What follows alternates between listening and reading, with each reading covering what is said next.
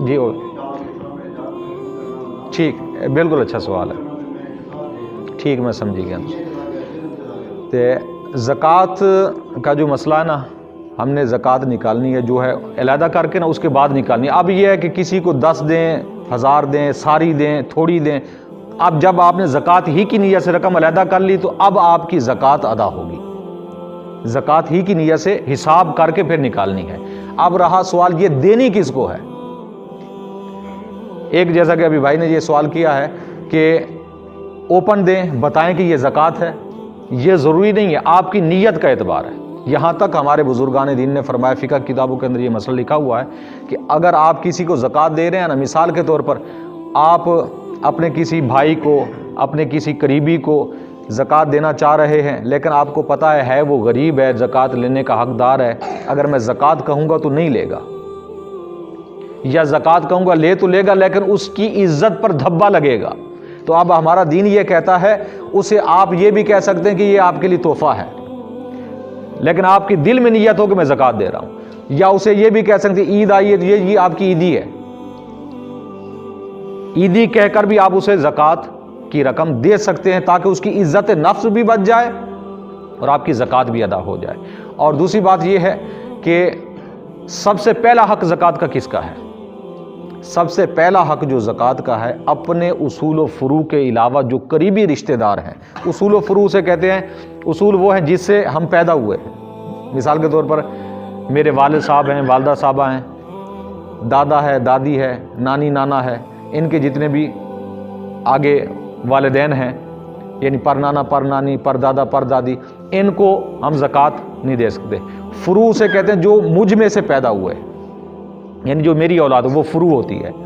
اس کو بھی زکوٰۃ کی رقم ہم نہیں دے سکتے۔ مثال کے طور پر میرے بیٹے ہیں، بیٹیاں ہیں،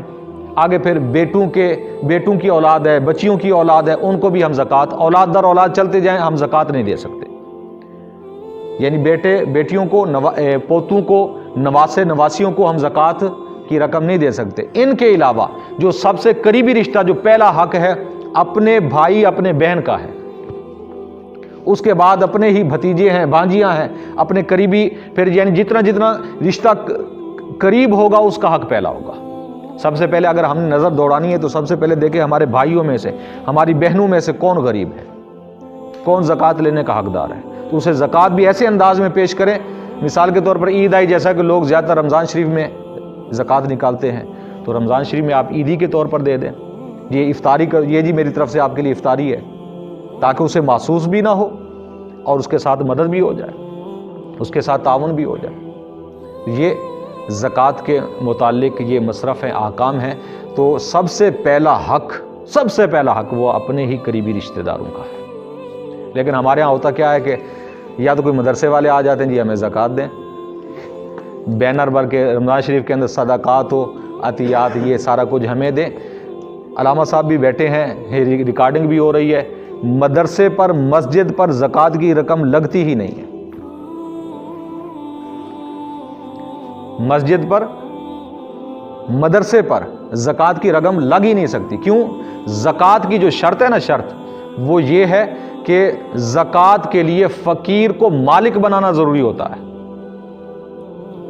زکوٰۃ کے لیے ملکیت شرط ہوتی ہے۔ اب مسجد کو دیں گے تو مسجد مالک تو نہیں بن سکتی، اس لیے زکوٰۃ ادھر نہیں لگ سکتی۔ اور زکوٰۃ کے متعلق خود اللہ تعالیٰ نے وہ بتائے ہیں کہ کس کس کو دینی ہے، قرآن مجید، فرقان مجید کی آیات ہیں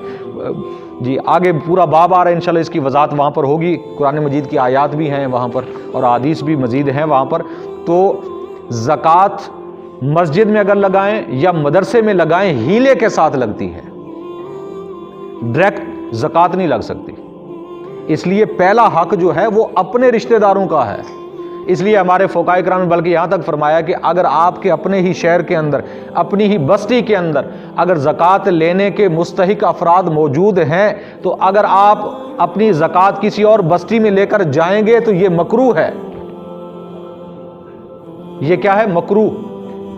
یہ ناپسندیدہ فعل ہے۔ ٹھیک ہے زکوٰۃ ادا ہو جائے گی لیکن یہ عمل صحیح نہیں ہے، اس عمل کو شریعت نے ناپسند کیا ہے،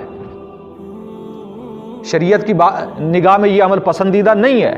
اس لیے ہاں مدرسے میں تعاون کرنا ہے، مسجد میں کرنا ہے، زکوٰۃ کے علاوہ کریں، لیکن زکوٰۃ جن کا حق ہے انہیں دیں۔ اس لیے قیامت کے میدان میں بخاری ہی شریف کی روایت ہے، آپ علیہ الصلوۃ والسلام نے فرمایا کہ قیامت کے میدان میں غریب لوگ امیروں کا گریبان پکڑیں گے، اللہ تعالیٰ کی بارگاہ میں اللہ کے سامنے گریبان پکڑیں گے امیروں کا، اور کہیں گے اے باری تعالیٰ انہوں نے دنیا کے اندر جو تو نے ہمارے حق ان پر مقرر کیے تھے، انہوں نے حق ہمارے نہیں دیے تھے دنیا میں۔ تو اللہ تبارک و تعالیٰ فرمائے گا اگر انہوں نے حق نہیں دیے تھے تو آج یہ مجھ سے میری رحمت سے دور ہے۔ قیامت کے میدان میں اللہ کی رحمت سے وہ دور ہو